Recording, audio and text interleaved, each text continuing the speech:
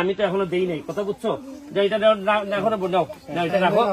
আর আমার পক্ষ থেকে আমি সাহেবকে বলে যাচ্ছি যে এই টিন বা যা যা লাগে, যেহেতু এটা আমার গ্রামই বলতে গেলে, বা আমি এমপি হওয়ার পর তো কারোই এইভাবে টিন থাকবে না আর আমি আরামে এসি দিয়ে ঘুমাবো, এটা তো হইতে পারে না। ধরেন অনেক কিছু সহ্য করে নিতে হয়, কিন্তু এতটা পারা যায় না। কারণ মানুষ হিসাবে মানুষের কষ্টে যদি আপনি কষ্ট পান, তাহলে এই ধরনের বাড়ি ঘর এগুলা ভাঙা দেখলে আর সহ্য হয় না। তো আমি চেষ্টা করে যাচ্ছি। তোমরা এখন আর খিতা লাগে এখন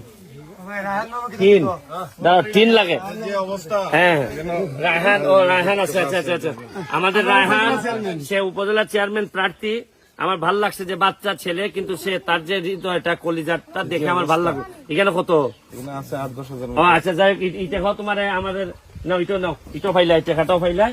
এখন আর কিটা লাগে তোমরা? টিন আর হ্যাঁ, আর কিছু টাকা দিলে পরে খাট